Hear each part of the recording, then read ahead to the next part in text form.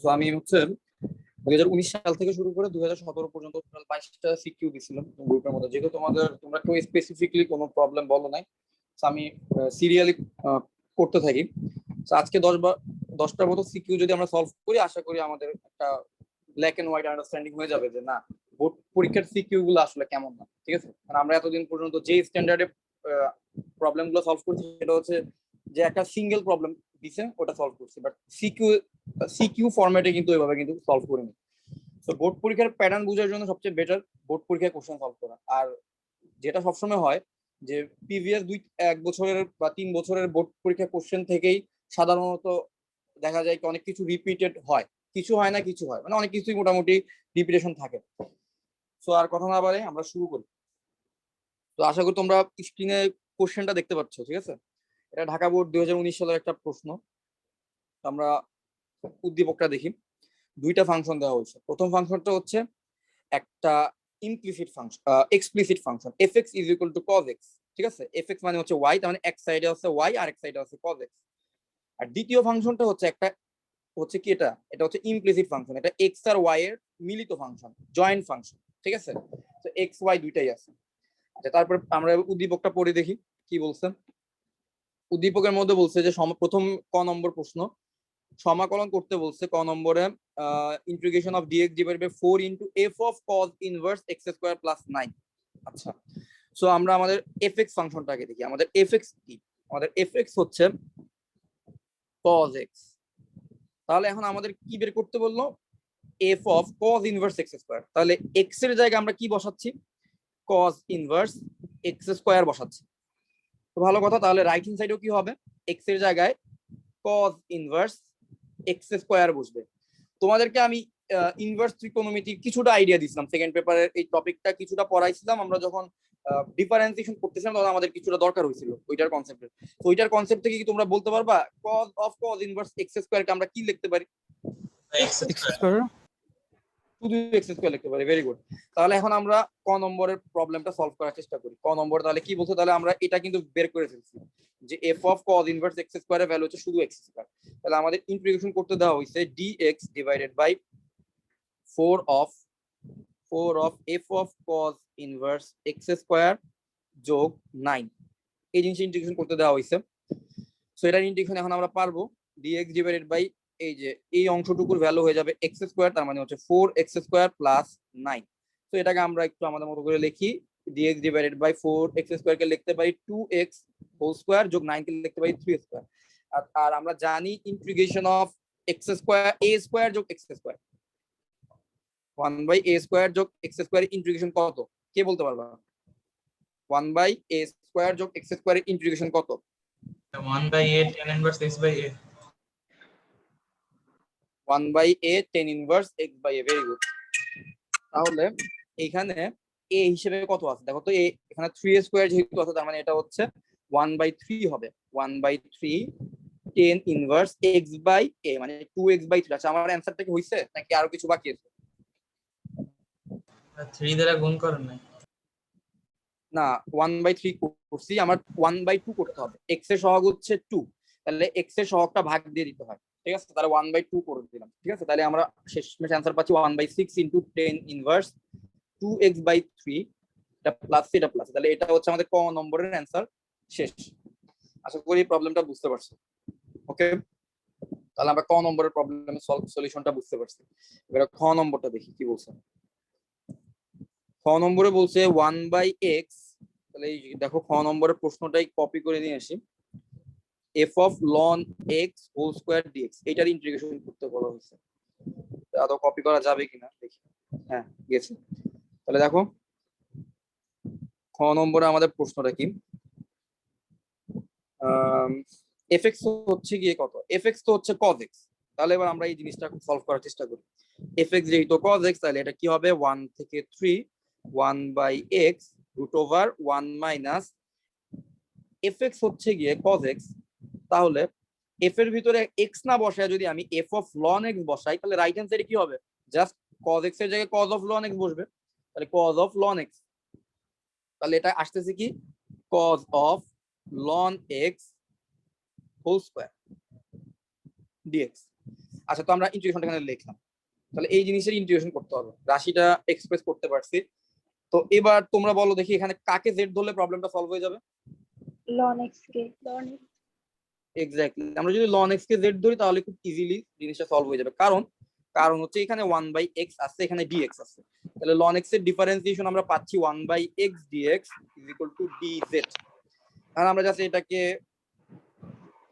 লিমিটটা একটু চেঞ্জ করি। So limit যদি চেঞ্জ করি তাহলে কি আসে,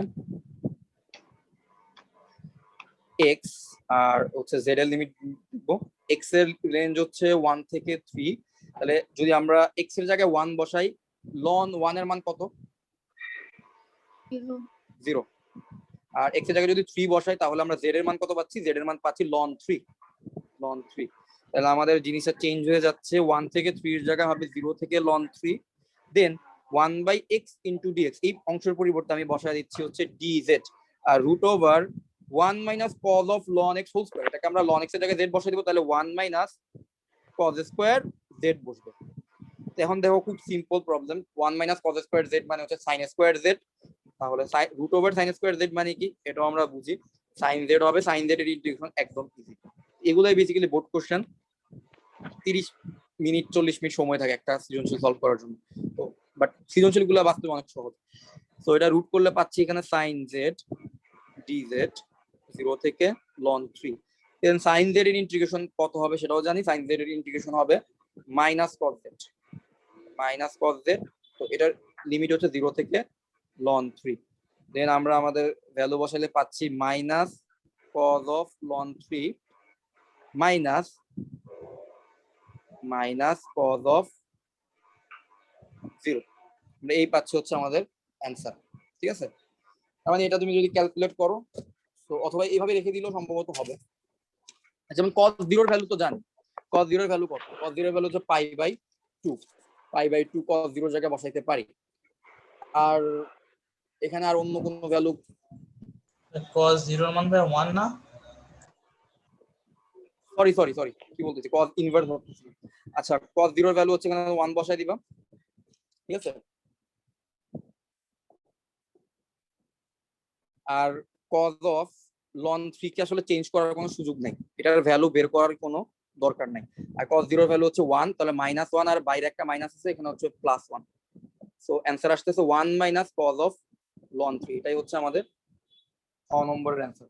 ওকে, তাহলে এই পর্যন্তই থাকবে। সো এই প্রশ্নটা সলভ। এরপরে দেখি 3 নম্বর প্রশ্নটা দেখি, গ নম্বরে কি বলছেন? gxy টা দেখো 9x স্কয়ার যোগ 25y স্কয়ার। আচ্ছা যাই হোক, এখন আমরা এটার একটা পেপার অ্যাড করা লাগবে। ওকে, হ্যাঁ, সো দেখো গ নম্বর প্রশ্নটা দেখো, বলছে কি gxy = 225 এই উপবৃত্ত দ্বারা আবদ্ধ ক্ষেত্রের ক্ষেত্রফল। তো gxy এর ভ্যালুটা একটু দেখি, gxy এর ভ্যালু হচ্ছে আবার এখানে কত? 9x স্কয়ার যোগ 25y স্কয়ার, সেটা কপি করা দরকার নেই। সো gxy এর ভ্যালু হচ্ছে গিয়ে 9x স্কয়ার যোগ 25y স্কয়ার তাহলে বলতেছে gxy 225, তার মানে 9x স্কয়ার যোগ 25y স্কয়ার 225। আচ্ছা, ওকে, তাহলে এই জিনিসটা হচ্ছে আমাদের, এটার বলতে কি উপবৃত্ত দ্বারা আবদ্ধ ক্ষেত্রের ক্ষেত্রফল। সো আমরা জানি উপবৃত্ত আবদ্ধ ক্ষেত্রের ক্ষেত্রফল কিভাবে বের করতে হয়।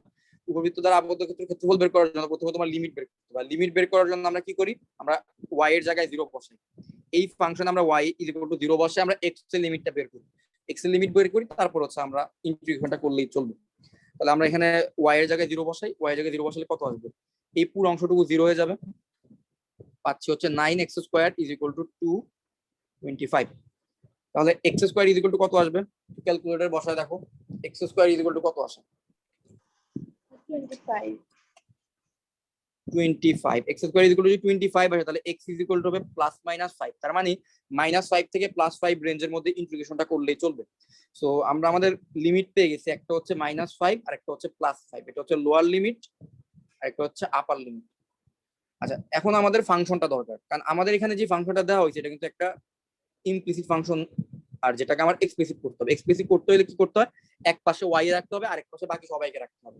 তাহলে আমরা 9x স্কোয়ার যোগ 25y square is equal to 225। তো এখানে আমরা করতে পারি 25y square is equal to 225 minus 9x square, then y square is equal to আমরা করতে পারি 1/25 225 মাইনাস 9x স্কোয়ার। তারপরে y ইজ ইকুয়াল টু এখান থেকে আমরা করতে পারি y ইজ ইকুয়াল টু হচ্ছে plus minus 1/5 root over 225 minus 9x square. তাহলে এটা পেয়ে যাচ্ছে আমরা y এর দুইটা ভ্যালু, যার মধ্যে আমরা শুধুমাত্র একটা অংশ নিয়ে কাজ করলেই চলবে। তাহলে আমরা প্লাস অংশটুকু নিয়ে কাজ করবো, y is equal to plus 1/5 into root over 225 minus 9x square. এই অংশটুকু নিয়ে কাজ করবো, কারণ দুইটা y এর ফাংশনকে একই সাথে ইন্টিগ্রেট করা যাবে না। এর হচ্ছে গিয়ে উপবৃত্ত দুইটা অর্ধাংশ, একটা উপরের অর্ধাংশ একটা নিচের অর্ধাংশ, আমরা উপরের অর্ধাংশটাকে ইন্টিগ্রেট করলেই চলবে এবং সেটাকে আমরা যদি 2 দিয়ে গুণ দিয়ে দিই তাহলে আমরা পুরোটা পেয়ে যাবো। ঠিক আছে, তাহলে এখন চলো ইন্টিগ্রেশনটা করি। y ইজ ইকুয়াল টু, তাহলে ইন্টিগ্রেশন হবে -5 থেকে +5 1/5 root over 225 minus 9x square dx.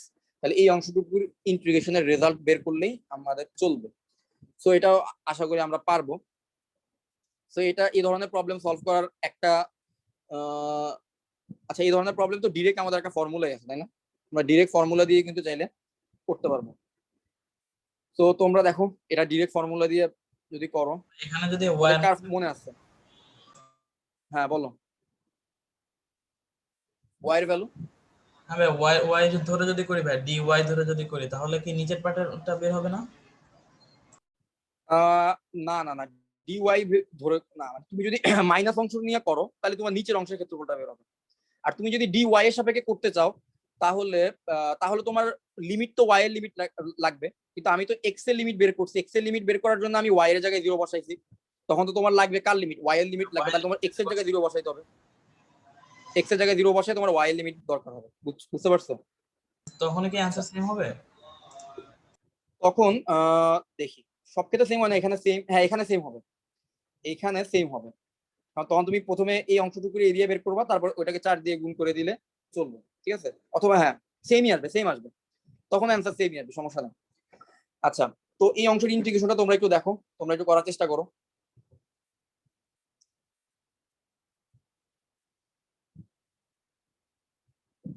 চাইলে একটা কাজ করতে পারি আমরা ভিতর, আচ্ছা -1/5 তো বাইরে চলে আসতেছে, ঠিক আছে, -1/5 মানে এটা মাইনাস পরে দিলাম। আচ্ছা, +1/5 বাইরে চলে আসতেছে। তারপরে আরেকটা কাজ করতে পারি, এখান থেকে ভেতর থেকে আমি 9 কমন নিতে পারি। 9 যদি কমন নেই তাহলে 225-কে 9 দিয়ে ভাগ করলে কত থাকে? 25 মাইনাস x স্কোয়ার। ঠিক আছে, এই পুরোটার উপর রুট ডিএক্স। তো দেখো তো আমাদের একদম ফর্ম, তো রুট ওভার 9 মানে হচ্ছে এই 9 কে রুট করলে 3 আসবে, তো 3টাকে বাইরে নিয়ে আসি, তাহলে 3/5 -5 থেকে +5 root over 25 minus x square. তোমাদের নিশ্চয়ই একটা ফর্মুলা মনে আছে, রুট ওভার a স্কোয়ার। 25 কে আবার আমরা লিখতে পারি কি 5 স্কোয়ার লিখতে পারি, তাহলে 5 স্কোয়ার মাইনাস x স্কোয়ার। তো এই ধরনের প্রবলেম দুই ভাবে সলভ করতে পারো। যেখানেই তুমি দেখবা a square minus x square আছে, তোমার একটা ওয়ে হচ্ছে x is equal to a sin theta ধরো, তোমার প্রবলেমটা সলভ হবে। অথবা আমাদের ডিরেক্ট একটা ফর্মুলা আছে, ওই ডিরেক্ট যে ফর্মুলাটা দেওয়া আছে তুমি চাইলে ওই ফর্মুলা দিয়েও এই প্রবলেমগুলো সলভ করতে কিন্তু পারবা। So it's up to you যে তুমি কিভাবে সলভ করতে চাচ্ছ। আমি তোমাদেরকে x is equal to sin theta ধরবা, প্রবলেমটা সলভ হবে। অথবা ডিরেক্ট ফর্মুলাটা আমি তোমাদের আবার একটু মনে করাই দিই। ফর্মুলাটা ছিল এমন যে x ইনটু যেটা আছে সেটাই লিখতাম 5 square minus x square divided by 2 plus a square divided by 2, মানে হচ্ছে a বলতে তো এখানে 5, তাহলে a স্কয়ার মানে হচ্ছে 5 square divided by 2 into sin inverse x by a। এটা হচ্ছে আমাদের ডিরেক্ট ফর্মুলা। এটার মধ্যে কোনো লিমিট চেঞ্জ করা লাগবে না, কিছু করা লাগবে না। -5 থেকে 5 এই রেঞ্জটা বসায় দিবা, 3/5 বাইরে তো গুণ আছে। তারপর একবার আপার লিমিট 5 বসাও, একবার লোয়ার লিমিট 5 বসাও, তুমি কিন্তু একটা ভ্যালু পেয়ে যাবা। ঠিক আছে, আপার লিমিট বসাবা, লোয়ার লিমিট বসাবা। অথবা তুমি যদি এই জায়গায় x is equal to 5 sin theta ধরতা, আমরা জানি root over a square minus x square থাকলে x is equal to a sin theta ধরলেই চলে। তুমি চাইলে ওইভাবেও চাইলে করতে পারবা, ওইভাবে প্রসিড করা যাবে। x is equal to 5 sin theta ধরলে জিনিসটা থিটায় কনভার্ট হবে, তো লিমিটটাও থিটা লিমিটে কনভার্ট করতে হবে, তখন তুমি চাইলে প্রবলেমটা সলভ করতে পারবে। আর এখানে যদি আমরা করলাম এই যেখানে জাস্ট আপার লিমিট আর লোয়ার লিমিট বসালে তোমাদের অ্যানসারটা চলে আসবে। ঠিক আছে, সো এটা আশা করি তোমরা নিজেরা পারবা। তো এখানে কিছু একটা আসবে, ওই অ্যানসারটা তোমরা নিজেরা বের করতে পারবে, কারণ এই টাইপের প্রবলেম আগে অনেকগুলো করা হয়েছে। তো আমরা ঢাকা বোর্ডে 2019 সালে প্রবলেমটা সলভ করছি। এখন আমরা পরের বোর্ডটা দেখি। পরে হচ্ছে রাজশাহী বোর্ড 2019। সো 20 সালে তো আর পরীক্ষা হয় না, সো 19 সালের রাজশাহী বোর্ডের কোশ্চেনটা আমরা একটু দেখি। একটা ফাংশন দিল fx is equal two 1/x square into x minus 1। ওকে, আর আরেকটা ফাংশন আর কি দিছে, আরেকটা পরাবৃত্ত সমীকরণ দিচ্ছে y square is equal to 6x, একটা সরলরেখা সমীকরণ দিচ্ছে y is equal two x। আচ্ছা, প্রথমে দেখি প্রথমে ক নম্বর প্রশ্নে কি বলছে। ক নম্বর প্রশ্নে বললো যে integration of x into ln x square dx। So ক নম্বর প্রশ্ন এটা সহজ হইব স্বাভাবিকভাবে। x square is equal to যদি তুমি z ধরো, ইন ডিফারেন্সিয়েশন করলে আসবে 2x dx is equal two কি dz। তাহলে একটা কাজ করি, ভেতরে একটা 2 গুণ দিই, বাইরে একটা হাফ নেই। তাহলে এই যে 2x dx এটার পরিবর্তে আমি বসাই দেব dz, আর x স্কয়ারের পরিবর্তে বসাই দেব z। তাহলে ln z, আর এটা হচ্ছে dz, আর বাইরে হচ্ছে হাফ আছে। এখন বলো তো ln z dz এর ইন্টিগ্রেশন কত হবে? এখানে তুমি 1 ধরে চাইলে uv দিয়ে করতে পারবা, তাই না? এটা ইন্টিগ্রেশন যদি তুমি চাইলে করতে পারবা, হাফ ইনটু, সো আমরা 1 ধরবো এখানে, 1 ইনটু ln z। সো বাকি নিয়ম সম্ভবত তোমাদের জানাই আছে। তো আমাদের এখানে লিয়েট অনুযায়ী লন কে সবসময় কি ধরা লাগে, লন কে সবসময় আমাদের ইউ ধরতে হবে, ঠিক আছে? যারা এল এর দিকে থাকে তাদেরকে আমরা ইউ ধরি, আর যারা ই এর দিকে থাকে তাদেরকে আমরা ভি ধরি। তাহলে 1 কে আমরা ভি ধরবো। সো আমরা লন জেড কে বাইরে নিয়ে আসবো, 1 এর ইন্টিগ্রেশন করবো মাইনাস লন জেড এর ডিফারেন্সিয়েশন, ডি জেড এর সাপেক্ষে লন জেড এর ডিফারেন্সিয়েশন, 1 এর ইন্টিগ্রেশন হোল ইন্টিগ্রেশন, ঠিক আছে? তারপর হচ্ছে 1 এর ইন্টিগ্রেশন করলে আসবে z into ln z minus ln z এর ডিফারেন্সিয়েশন হচ্ছে 1/z, 1 এর ইন্টিগ্রেশন হচ্ছে z আবার হোল ইন্টিগ্রেশন। তো এখানে কাটলে 1 এর ইন্টিগ্রেশন আবার z, তাহলে z ln z minus z plus c, আর বাইরে তো আগে থেকে হাফ আছে, ওই হাফ থাকবে। তো অ্যানসার আসছে half into z ln z minus z। তাহলে এটাই হচ্ছে আমাদের অ্যানসার। সো এই ইন্টিগ্রেশনটা তোমাদের সবারই পরিচিত। সো ক নম্বরটা প্রবলেমটা সলভ। খ নম্বরটা দেখি। খ নম্বরে বলছে fx dx এর ইন্টিগ্রেশন করতে বলা হয়েছে। fx টা কি ছিল? fx হচ্ছে একটা এটা কিন্তু তোমাদের আংশিক ভগ্নাংশ দিয়ে করা লাগবে। তোমরা আমাদের প্রবলেমটা দেখে বুঝতে পারতেছো এটা কিভাবে করতে হবে। এটা আংশিক ভগ্নাংশ দিয়ে করতে হবে। এই fx এর ইন্টিগ্রেশন করতে বলা হয়েছে। fx কি? x square into 1/x square into x minus 1, ঠিক আছে? এই fx এর ইন্টিগ্রেশন করতে হবে, এটা আংশিক ভগ্নাংশ দিয়ে আমরা করব, ঠিক আছে? সো আংশিক ভগ্নাংশের নিয়মটা তোমাদের আশা করি জানা আছে। তাহলে fx এর ইন্টিগ্রেশন মানে হচ্ছে 1/x square into x minus 1 এর ইন্টিগ্রেশন। তো এটা ইন্টিগ্রেশন করার আগে একটা কাজ করি, 1/x square into x minus 1 কে আংশিক ভগ্নাংশে কনভার্ট করি। দেখো এখানে x আছে দুইবার, x যেহেতু দুইবার আছে তাহলে আমরা কি লিখবো? a divided by x plus b divided by x square. Repeated root থাকলে তোমাদের কি মনে আছে, যদি x মাইনাস 2 হোল স্কয়ার থাকতো, ঠিক আছে, তখন আমরা কি করতাম? a divided by x minus 2 করতাম, যোগ b divided by x minus 2 whole square করতাম। মানে রিপিটেড রুট থাকলে, একই রুট যদি বারবার আসে, তখন আমরা ওই রুটটা শেষ পর্যন্ত ওই রুটের করতে থাকি। তাহলে x থেকে x স্কয়ার পর্যন্ত আমরা বসাইলাম, তারপরে হচ্ছে x মাইনাস 1, এটা c divided by x minus 1। এখন আমাদের জাস্ট কি করতে হবে? a এর ভ্যালু বের করতে হবে, b R c, a b c এই তিনটা ভ্যালু বের করলে আমরা এই ফাংশনটাকে খুব সহজেই ইন্টিগ্রেশন করতে পারবো, ঠিক আছে? সো একটা কাজ করি, প্রথমে x square into x minus 1 দিয়ে সবাইকে গুণ করি। So x square into x minus 1 দিয়ে যদি আমরা গুণ করি, আমরা পাচ্ছি হচ্ছে লেফট হ্যান্ড সাইডে 1, রাইট হ্যান্ড সাইডে পাচ্ছি a ইনটু, যদি x দিয়ে গুণ হয় তাহলে আসতেছে x into x minus 1 plus b into, যেহেতু x স্কয়ার কাটা যাবে তাহলে থাকবে x মাইনাস 1 শুধু, আর c ইনটু x স্কয়ার থাকবে। এখন a b c এর ভ্যালু বের করা লাগবে। তোমরা বলো দেখি, প্রথমে আমরা x ইজ ইকুয়াল টু কত বসাইলে আমরা একটা অ্যাডভান্টেজ পাবো? x ইজ ইকুয়াল টু কত বসানো উচিত? 1 +1 exactly. x is equal to যদি +1 বসাই তাহলে লেফট হ্যান্ড সাইডে থাকতেছে +1, আর দেখো তো রাইট হ্যান্ড সাইডের প্রথম অংশটুকু 0 হয়ে যাচ্ছে, সেকেন্ড অংশটুকু 0 হয়ে যাচ্ছে, থার্ড অংশটুকু থাকতেছে শুধুমাত্র c। তাহলে c এর ভ্যালু পেয়ে গেলাম +1, শেষ। প্রথম ভগ্নাংশ ইন্টিগ্রেশন করতে পারবো। এবার আরেকটা ভগ্নাংশ বের করতে হবে। এবার বলো তো x ইজ ইকুয়াল টু কত বসাইলে অ্যাডভান্টেজ পাবো? 0। এক্স্যাক্টলি।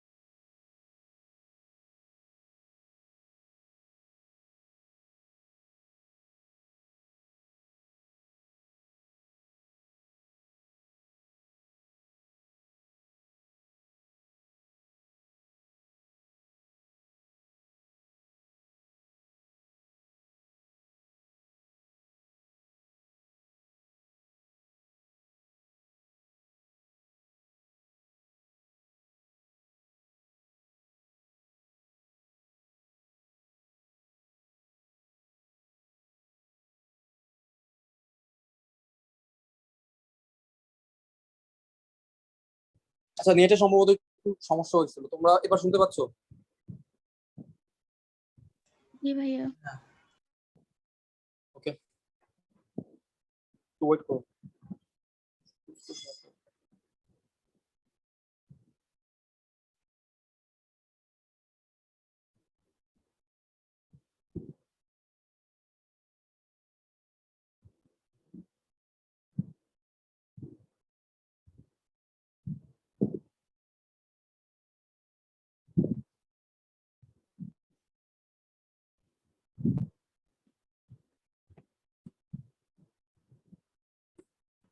তোমরা কোন জায়গা থেকে মিস করছো বলতে পারতেছি না।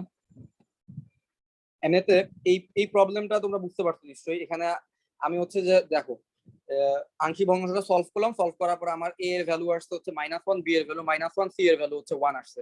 প্রথম দুইটা পর্যন্ত নিশ্চয়ই বুঝতে পারছো কিভাবে আসছে। x = 1 বসাইছি, আমাদের চলে আসছে সি এর ভ্যালু 1, x = 0 বসাইছি, বি এর ভ্যালু -1 আসছে। তারপরে x এর যে কোনো কারণ, যেহেতু আমি এ আর বি অলরেডি বের করে ফেলছি, আমার জাস্ট আর একটা মাত্র আননোন আছে, তো আমি x এর যে কোনো ভ্যালু বসাইলে আমি এ এর ভ্যালু বের করতে পারতাম। তো আমি x = 1 বসাইছি, x = 1 বসানোর কারণে আমি এ এর ভ্যালু পাইছি, সবশেষে ক্যালকুলেশন করে পাইছি হচ্ছে -1। সো আমার ভগ্নাংশগুলো কি কি দাঁড়াচ্ছে? ভগ্নাংশগুলো হচ্ছে -1/x, -1/x², দেন হচ্ছে 1/x - 1। তাহলে এবার তাদের ইন্টিগ্রেশন কিন্তু আমি পারবো। এই পুরো জিনিসের ইন্টিগ্রেশনটা ঝামেলা ছিল, বাট আংশিক ভগ্নাংশ করার মাধ্যমে আমি এবার কিন্তু এই রাইট হ্যান্ড সাইডের প্রত্যেকটা অংশের ইন্টিগ্রেশন কিন্তু আমি পারবো। যেমন প্রথম অংশের ইন্টিগ্রেশনটা বলো তো কি হবে? মাইনাসটা যদি বাইরে যায়, প্রথম অংশের ইন্টিগ্রেশন কি হবে? 1/x এর ইন্টিগ্রেশন কত? ln x exactly ln x। দেন হচ্ছে -1/x², এটার ইন্টিগ্রেশন কত হবে? -1/x² কে চাইলে আমরা লিখতে পারি x ইনভার্স 2। ঠিক আছে, তাহলে এটা হবে x inverse -2 + 1 divided by -2 + 1। Okay, plus এরপর হচ্ছে 1/x - 1 এর ইন্টিগ্রেশনও নিশ্চয়ই তোমরা জানো এটা কত হবে, এটা ln x - 1 হবে প্লাস 2। তাহলে এটাই হচ্ছে আমাদের অ্যান্সার। তো আমরা খ নম্বর প্রশ্নটা সলভ করতে পারছি। ওকে, এবার এরপরের কোশ্চেনটা দেখি। সো এরপরের প্রশ্নটা কি বলছে দেখো, উদ্দীপকের পরাবৃত্ত এবং সরলরেখা দ্বারা আবদ্ধ ক্ষেত্রের ক্ষেত্রফল নির্ণয় করো। পরাবৃত্ত সরলরেখা। আচ্ছা, তাহলে পরাবৃত্ত সরলরেখা এই দুইটা দ্বারা আবদ্ধ ক্ষেত্রের ক্ষেত্রফল বের করতে বলছে। ঠিক আছে, তাহলে এটাও নিশ্চয় তোমরা জানো কিভাবে করা লাগে।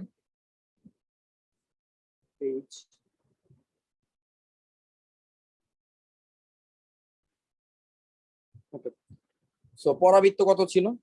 পরাবৃত্ত ছিল হচ্ছে তোমার y² = 6x, আর সরলরেখা হচ্ছে y = x। তাহলে তার দ্বারা আবদ্ধ ক্ষেত্রের ক্ষেত্রফল আগে একটু দেখি জিনিসটা।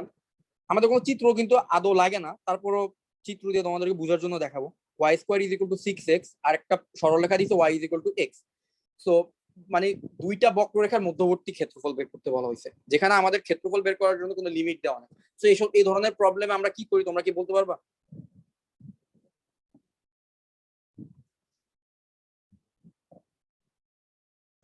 y এর মানটা y² = 6x এর সমীকরণে বসাবো। হ্যাঁ, আমরা বেসিক্যালি এখানে আমাদের টার্গেট হচ্ছে তাদের ছেদবিন্দু বের করা। কারণ এখানে পরাবৃত্তটা ধরো এমন একটা পরাবৃত্ত, কারণ দেখো y² সবসময় যে কোনো পরাবৃত্ত কিন্তু একটা পেয়ালা আকৃতির এমন একটা শেপ থাকবে, বাট শেপটা আসলে কোন দিকে হবে এটা ডিপেন্ড করবে কার সাথে স্কোয়ার আছে। যেহেতু y এর সাথে স্কোয়ার আছে, সবসময় মনে রাখবা y এর সাথে স্কোয়ার থাকলে পেয়ালাটার শেপটা হবে y অক্ষের উপরে এবং y অক্ষের নিচে, এই যে এই ধরনের শেপ হবে। ঠিক আছে, তাহলে এই হচ্ছে কি আমার পরাবৃত্ত শেপ। আর y = x তো নিশ্চয়ই তোমরা জানো, এটা হচ্ছে মূল বিন্দুগামী সরলরেখা। ঠিক আছে, যাই হোক, তো এখানে বেসিক্যালি আমাদের টার্গেট হচ্ছে ছেদবিন্দু দুটো বের করা। এই ছেদবিন্দুটা বের করতে পারলেই আমরা হচ্ছে এই রেঞ্জের ভিতরে আমরা উপরের যে ফাংশনটা থাকবে আপার ফাংশন থেকে লোয়ার ফাংশনটাকে বিয়োগ করে ইন্টিগ্রেশন যদি করি, তাহলে তাদের মধ্যবর্তী এরিয়াটুকু বের করতে পারবো। দুইটা বক্ররেখা দ্বারা আবদ্ধ ক্ষেত্রফল, যে নীল ব্লু অংশটুকু বের করতে পারবো। তো প্রথমে আমাদের কাজ হচ্ছে ছেদবিন্দু বের করা। আমাদের কোনো গ্রাফ না জানলেও চলবে, গ্রাফ না জানলেও তোমার কাজ হচ্ছে ছেদবিন্দু বের করা। ছেদবিন্দু বের করে কিভাবে? সলভ করার মতো। সলভ করে কিভাবে? দুইটা ইকুয়েশন দেওয়া থাকলে তুমি প্রতিস্থাপন পদ্ধতিতে খুব সহজে সলভ করতে পারো। তাহলে দেখো এখানে দ্বিতীয় ইকুয়েশনে y = x টা প্রথম ইকুয়েশনে আমরা x এর জায়গায় বসাই, y এর জায়গায় বসাই দিই। ঠিক আছে, তো প্রথম ইকুয়েশন হচ্ছে y² = 6x। তাহলে ওইখানে আমরা y = x টা যদি বসাই, তখন আমরা পাবো হচ্ছে x² = 6x। তার মানে আমরা পাবো x² - 6x = 0। That means x যদি কমন নেই, x - 6 = 0, x * x - 6 = 0। তার মানে আমরা x এর একটা ভ্যালু পাচ্ছি 0, আর একটা ভ্যালু পাচ্ছি x - 6 = 0, মানে x এর ভ্যালু হচ্ছে 6। তার মানে আমরা কত রেঞ্জের মধ্যে ইন্টিগ্রেশন করবো সেটা কিন্তু পেয়ে গেলাম। তাহলে আমাদের ইন্টিগ্রেশনের রেঞ্জটা হবে 0 থেকে 6 এর মাঝখানে। এখন তোমাদের কমন সেন্স কি বলে, একটা বক্ররেখার আপার ফাংশন কি কখনো সরলরেখা হইতে পারে? ধরো একটা বক্ররেখা এরকম সরলরেখা, যদি সরলরেখার এই বক্ররেখার মধ্যবর্তী যদি এরিয়া আসলেই থাকে, তার মানে আপার ফাংশনটা কে হবে?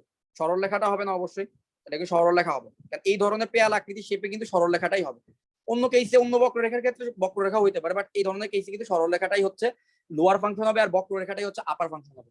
ওকে, তাহলে তাহলে আমাদের এখানে টার্গেট কি? আপার ফাংশন থেকে লোয়ার ফাংশনটাকে বিয়োগ করা। তাহলে আপার ফাংশনের ওয়াই এর ভ্যালুটা দেখি, আপার ফাংশনের ওয়াই এর ভ্যালুটা কত?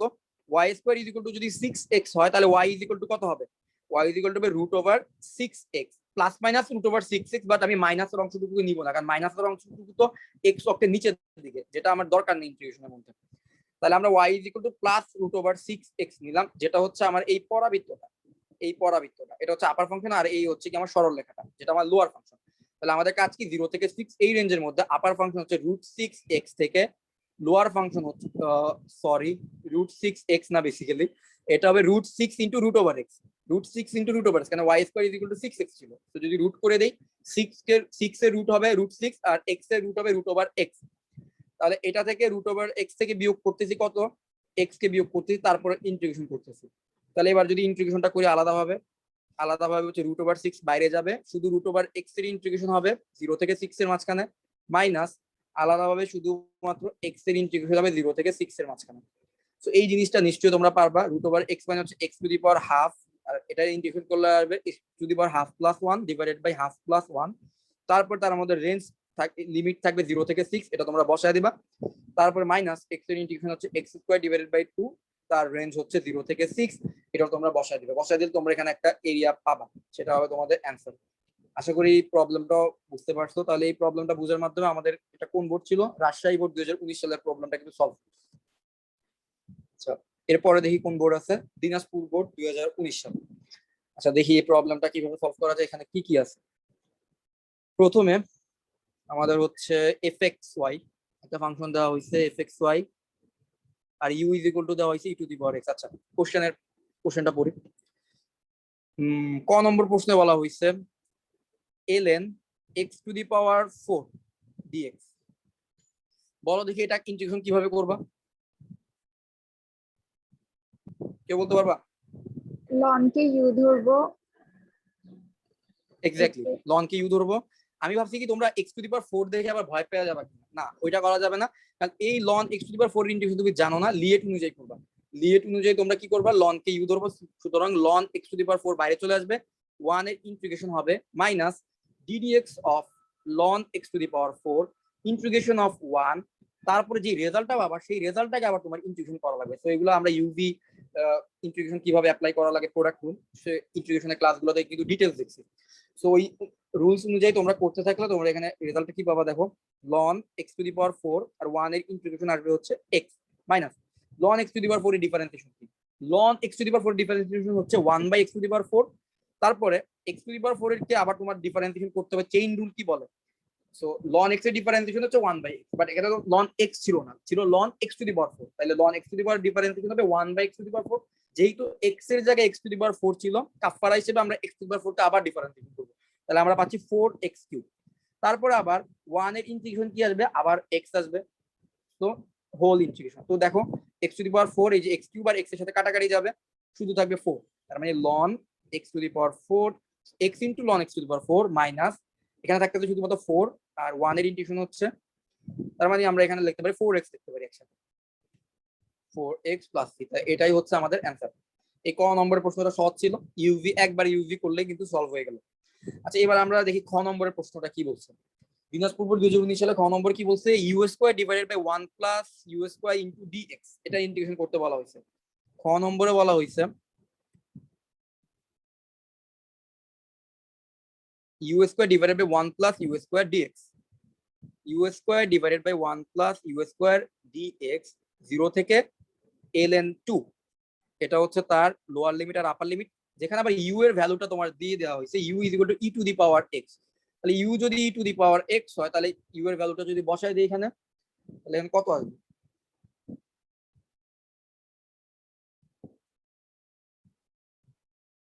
ওকে ওকে হ্যাঁ, তো ইউ এর ভ্যালুটা যদি আমরা বসাই দিই তাহলে আমরা পাচ্ছি 0 থেকে ln 2 so u is equal to e to the power x, তাহলে u square is equal to হবে e to the power 2x divided by 1 plus e to the power 2x dx.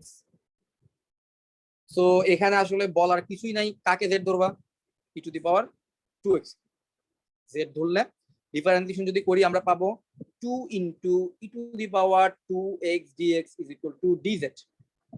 ঠিক আছে, তাহলে e to the power 2x dx এর পরিবর্তে বসে যাচ্ছে আমাদের dz divided by 1 plus e to the power 2x এর পরিবর্তে বসে যাচ্ছে হচ্ছে z, R e to the power, আর এখানে তাহলে কি করতে হবে, 2 আনতে হবে, 2 into d, তাহলে একটা বাইরে একটা হাফ দেই, 2 into e to the power 2x dx এর পরিবর্তে হচ্ছে dz, তাহলে আমরা বাইরে একটা হাফ দিয়ে ভেতরে 2 গুণ দিলাম, তো আমাদের সবকিছু চেঞ্জ হয়ে গেল z এর রেসপেক্টে, half into dz divided by 1 plus z, তাহলে বোঝা যাচ্ছে এটা ইনটু এখানে আবার ln z, ln 1 plus z হবে। তো এখন আমরা z এর লিমিটটাও কিন্তু বের করতে হবে, কারণ z এর সাপেক্ষে করতেছি। তাহলে x এর লিমিট ছিল কত থেকে কত, x এর লিমিট ছিল 0 থেকে ln 2, তাহলে z এর লিমিট কত হবে দেখি, z এর লিমিট হবে, তুমি যদি x এর জায়গায় 0 বসাও, x এর জায়গায় 0 বসাইলে e টু দি পাওয়ার 0 মানে হচ্ছে z এর লিমিট হচ্ছে 1, z এর লোয়ার লিমিট হবে 1, x এর লোয়ার লিমিট বসালে z এর লোয়ার লিমিট পাচ্ছি 1। এবার যদি তুমি e to the power 2x এখানে যদি লন বসাও, তো লন বসালে তুমি কত পাচ্ছ বলো তো, e to the power 2x এর এখানে যদি তুমি লন বসাও, দেখি তোমরা বলতে পারো কিনা এখানে তুমি কত পাবা।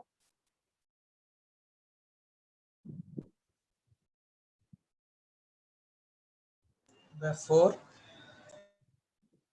এক্স্যাক্টলি, আমরা e to the power 2x এর জায়গায় যদি আমরা লন 2 বসাই, তাহলে আমরা পাবো হচ্ছে 4, আমরা পাবো 4। ঠিক আছে, তাহলে আমরা পাবো 4, কারণ দেখো e to the power 2x এর জায়গায় লন বসালে নিশ্চয়ই 4, এটা বুঝতে পারতেছো, e to the power 2x, তাহলে x এর জায়গায় আমরা কত বসাবো, x এর জায়গায় হচ্ছে ln 2, তাহলে 2 into ln 2, তো এই দুইটাকে উপরে নিয়ে যাও, তো e আর ln গেলে 2 স্কয়ার মানে হচ্ছে 4। ঠিক আছে, তো এভাবে আমরা পাচ্ছি z এর লিমিট পাচ্ছি 1 থেকে 4, সো এটার ইন্টিগ্রেশন কত হবে, হাফ ইনটু, তাহলে এটার ইন্টিগ্রেশন হবে dz divided by 1 plus z হচ্ছে ln 1 প্লাস z, তারপরে তুমি তার লিমিট বসাও 1 থেকে 4, তো লিমিট বসাই দিলে তুমি কত পাবা, 4 বসাইলে পাবা ln 5 মাইনাস 1 বসাইলে পাবা ln 2। একসাথে চাইলে লিখতে পারো, লন এর যদি বিয়োগ থাকে, লন এর একটা প্রপার্টি আছে, বিয়োগ থাকলে জিনিসটাকে ভাগ হিসেবে লেখা যায়, তাহলে 1/2 ইনটু ln 5/2 লিখতে পারবা তুমি। ওকে, তাহলে এই হয়ে গেল আমাদের অ্যানসার। গ নম্বরে দেখি, তারপর এটা বলছে fxy = 0, 0 দ্বারা x অক্ষের উপরিভাগে আবদ্ধ ক্ষেত্রফল নির্ণয় করো। আচ্ছা, fxy টা আগে আমরা দেখি, fxy = 16x² + 25y² - 400, এটা = 0 ধরতে বলছে। তাহলে fxy = 0 মানে 16x², তারপরে কত প্লাস 25y² মাইনাস 400 = 0, এটা হচ্ছে গ নম্বর।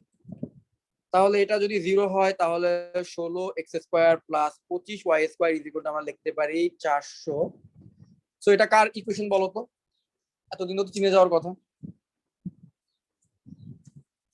এটা কি বৃত্তের ইকুয়েশন নাকি উপবৃত্ত? উপবৃত্ত। এক্স্যাক্টলি, এটা কিন্তু উপবৃত্তের ইকুয়েশন। তাহলে আমরা উপবৃত্তের ইকুয়েশনে, এই প্রশ্নে কিন্তু উপবৃত্তের পুরো ক্ষেত্রফলটা বের করতে বলেন, এখানে বলছে, আবার প্রশ্নে দেখো এখানে বলছে x অক্ষের উপরিভাগের ক্ষেত্রফল বের করতে বলছে, তাহলে তোমার কি আর 2 দিয়ে গুণ দেওয়া লাগবে আগের মতো, x অক্ষের উপরিভাগের ক্ষেত্রফল বের করতে বলছে। সো আমরা যখন ফাংশনটাকে ইন্টিগ্রেট করব তখন কি আর 2 দিয়ে গুণ দিতে হবে আমাদের? না স্যার। এক্স্যাক্টলি, আমাদের কিন্তু আর 2 দিয়ে গুণ দেওয়া লাগবে না। সো এই টাইপের প্রবলেম কিন্তু আমি একটু আগে করলাম, সো এই প্রবলেমটা আমার মনে হয় তোমরা পারবা। আগে তোমরা পারবা, কি করতে হবে, প্রথমে তোমাদের x এর লিমিট লাগবে, x এর লিমিটের জন্য at y = 0 করবা, y = 0 তে x এর ভ্যালু কত, এই পুরো অংশটুকু 0 বানাও, 16x² = 400, দেন আমরা পাচ্ছি x² = 16 দিয়ে যদি ভাগ দাও মনে হয় 25 পাবো, তাই না, 25, x = পাবো হচ্ছে আমরা +-5, তো x +-5, তার মানে আমাদের ইন্টিগ্রেশনটা করতে হবে -5 থেকে +5 এর মাঝখানে কোন ফাংশনকে, এই ফাংশনটা বের করার জন্য তোমাদের কি করতে হবে, এক পাশে y রাখতে হবে, আরেক পাশে বাকি সবাইকে রাখতে হবে। তো সেটা রাখলে কিন্তু তুমি এক্স্যাক্টলি একটু আগে আমরা একটা প্রবলেম সলভ করছি, ওই টাইপের একটা প্রবলেম কিন্তু তুমি ক্রিয়েট করতে পারবে। এখানে 25y² এক পাশে রাখো, সো 25y² যদি এক পাশে রাখি আমরা পাচ্ছি 25y², আর এখানে পাচ্ছি 400 - 16x², তারপরে 25টাকে ভাগ দাও 1/25, তারপরে রুট করো y = 1/5 × √400 - 16x²। ওকে, অনেকটাই সিমিলার টাইপের, প্লাস মাইনাস আছে, বাট আমরা প্লাস মাইনাস যে কোনো একটা ধরে করব, যে কোনো একটা অংশকে নিয়ে কাজ করলে হবে, কারণ উপবৃত্তের দুইটা অর্ধাংশ, যে কোনো একটা ধরলেই চলবে। তাহলে আগের মতো তুমি চাইলে প্রবলেমটা সলভ করতে পারবে। এই ধরনের প্রবলেম কিন্তু তাহলে দেখতে পাচ্ছি যেটা, যে বোর্ড পরীক্ষার কোশ্চেনের প্যাটার্নটা ধরতে পারতেছি। বোর্ড পরীক্ষার কোশ্চেনে আমি যা বুঝতেছি প্যাটার্ন অনুযায়ী, ক নম্বর প্রশ্নে আমরা যেটা দেখতেছি একটা সিম্পল একটা ইন্ট্রোডাকশন দিচ্ছে, যেটা আমাদের শুরুর দিকের চ্যাপ্টার গুলো থেকে হচ্ছে, শুরুর দিকের চ্যাপ্টার গুলো থেকে একটা ইন্ট্রোডাকশন দিচ্ছে 2 নম্বরের জন্য। তারপরে খ নম্বর আমরা দেখতেছি যে একটা মোটামুটি ধরো ইউভি পড়তেছে বা আংশিক ভগ্নাংশ পড়তেছে, একটু বড় টাইপের একটা ইন্ট্রোডাকশন দিচ্ছে। আর অলওয়েজ একটা জিনিস খেয়াল করতে কিনা, গ নম্বরে কিন্তু ক্ষেত্রফল বের করার কোনো একটা প্রবলেম দিচ্ছে, যেটা একদম শেষ চ্যাপ্টার। তার মানে আমরা যদি একটু বুদ্ধি করে পড়ি, যে শুধুমাত্র শেষ চ্যাপ্টারটাও পড়ি, শেষ চ্যাপ্টারের অঙ্ক কিন্তু অল্প কয়টা প্রবলেম আছে, ওইটা পড়লেই কিন্তু আমাদের লাস্টের একটা কোশ্চেন একটা পার্ট কিন্তু কমন পড়তেছে। আর বেসিক কিছু ইন্টিগ্রেশন পারলে তোমার ক নম্বর অবশ্যই কমন পড়বে, আর খ নম্বরের জন্য তোমার মোটামুটি মাঝখানের ইন্টিগ্রেশন চ্যাপ্টার গুলো পড়া লাগবে। ঠিক আছে, এই হচ্ছে কি কোশ্চেনের ধাঁচটা, আশা করি বুঝতে পারতেছো। তো এবার দেখি কুমিল্লা বোর্ডের প্রবলেমটা সলভ করি। যদি রিপিটেশন দেখি তাহলে আমরা ওই কোশ্চেনটা বাদ দিব। ঠিক আছে, এখন মোটামুটি যেহেতু কয়েকটা করলাম, রিপিটেশন দেখলে বাদ দিব। সো এখান দেখি এখানে কি বলছে, দুইটা দৃশ্যকল্প একের মধ্যে একটা function fx = x+1, gx = x-1 আর hx = x² + 9, আর y দৃশ্যকল্প 2 এর মধ্যে হচ্ছে cos x। আচ্ছা, প্রথমে আমরা ক নম্বর প্রশ্নটা দেখি।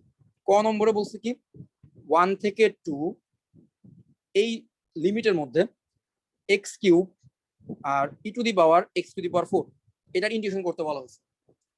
সেটা অবশ্যই বোঝা যাচ্ছে যে x⁴ এর ডিফারেন্সিয়েশনই তো x³ তাহলে x⁴ কে তুমি যদি z ধরো তাহলে তোমার প্রবলেম সলভ, তুমি পেয়ে যাবা 4x³ dx = dz।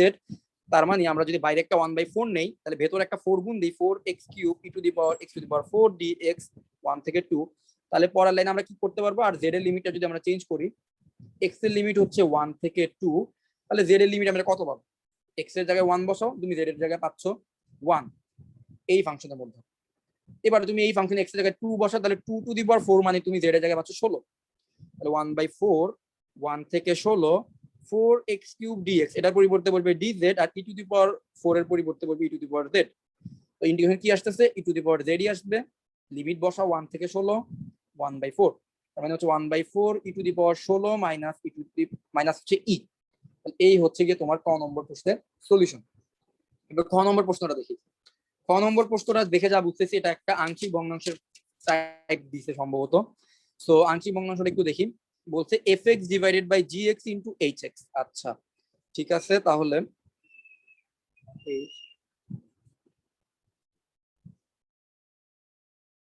ওকে। সো খ নম্বর প্রশ্নটা একটু দেখি। খ নম্বর সাধারণত আমরা যা দেখতেছি আংশিক ভগ্নাংশ টাইপের প্রবলেম দিতেছে, বা একটু বড় ইন্টিগ্রেশন দিতেছে। ঠিক আছে, so fx / gx * hx, integration of fx / gx * hx, তারপরে কি করতে বলছে, plus 1/3 cube root of x। ঠিক আছে, এই জিনিসের ইন্টিগ্রেশন, কোনো লিমিট কি দিচ্ছে না, লিমিট দেয় না নরমালি। তাহলে এখন আমরা দেখি fx ভ্যালু কত। fx এর ভ্যালু হচ্ছে x+1, gx এর ভ্যালু হচ্ছে x-1, আর hx এর ভ্যালু হচ্ছে x² + 9। তাহলে আমরা পাচ্ছি fx এর ভ্যালু হচ্ছে x+1, gx এর ভ্যালু হচ্ছে x-1, আর hx এর ভ্যালু কত, hx এর ভ্যালু হচ্ছে x² + 9, তাহলে x² + 9। তাহলে এই জিনিসটার ইন্টিগ্রেশন করব, dx যোগ dx অফ কত, কিউব রুট x dx। দেখো সেকেন্ড অংশটুকুর ইন্টিগ্রেশন কিন্তু তোমরা পারবা, কারণ কিউব রুট x কে কিন্তু চাইলে আমরা লিখতে পারি কত, x⁴ লিখতে পারি। তো x⁴ ইন্টিগ্রেশন কত হবে, x⁴ + 1 / 1/3 + 1। তো এটা করলেই তুমি কিন্তু অ্যান্সারটা পেয়ে যাচ্ছ। তো আমাদের মেইন টার্গেট হচ্ছে এই আংশিক ভগ্নাংশটুকুকে সলভ করা। তাহলে এই আংশিক ভগ্নাংশটুকু সলভ করার জন্য এই আংশিক ভগ্নাংশের কিভাবে এটাকে আংশিক ভগ্নাংশে ভাঙতে হবে সেটা আমাদের জানা লাগবে। একটা জিনিস খেয়াল করে, এখানে x² + 9 আছে, কোনো রুট কিন্তু এখানে রিপিটেশন নাই, এখানে কিন্তু কোনো রুটের রিপিটেশন নাই। আর x² + সামথিং থাকলে সেটাকে আমরা কিভাবে আংশিক ভগ্নাংশ করি। সো প্রথমে আমরা a ডিভাইডেড বাই, দেখো x-1 এর জন্য আমরা লিখবো a divided by x-1 plus x² + 9 এর উপরে কি বসাবো বলো তো, x² + 9 এর উপরে আমরা কত বসাবো, হ্যাঁ বলো, bx + c। bx + c, very good, bx + c বসাবো উপরে। সো এখন আমরা জাস্ট কি করব, আংশিক ভগ্নাংশের নিয়ম অনুযায়ী এই যে নিচের অংশটুকু যেটা আছে x minus one into x square plus এটা দিয়ে আমরা উভয় পাশে গুণ করব। তারপর র্যান্ডমলি এক্স এর বিভিন্ন ভ্যালু বসানোর মাধ্যমে আমরা এ আর বি এর মানটা বের করার চেষ্টা করব। এরপরে কিন্তু ইন্টিগ্রেশনটা অনেক সহজ হবে। সো আমরা প্রথমে x minus one into x square plus one দিয়ে গুণ দিই। গুণ দিলে আমরা পাবো উপরে এক্স প্লাস ওয়ান, আর রাইট হ্যান্ড সাইডে কি পাচ্ছি, এর সাথে কত আসবে, যেহেতু এখানে এক্স মাইনাস ওয়ান আছে আর এখানেও এক্স মাইনাস ওয়ান আছে, গুণ দিলে ওইটা কাটাকাটি চলে যাবে, পরে থাকবে x square plus nine plus b x plus c এর সাথে পরে থাকবে হচ্ছে এক্স মাইনাস ওয়ান পরে থাকবে। আচ্ছা, এখন এখন আমাদের সলভ করতে হবে এখানে এ বি সি এই তিনটা জিনিসের ভ্যালু বের করতে হবে। প্রথমে বলো তো এক্স এর জায়গায় তুমি কত বসাবা, এক্স ইজ ইকুয়াল টু কত বসাবা একটু দেখি বুদ্ধি করে বলো। Plus one.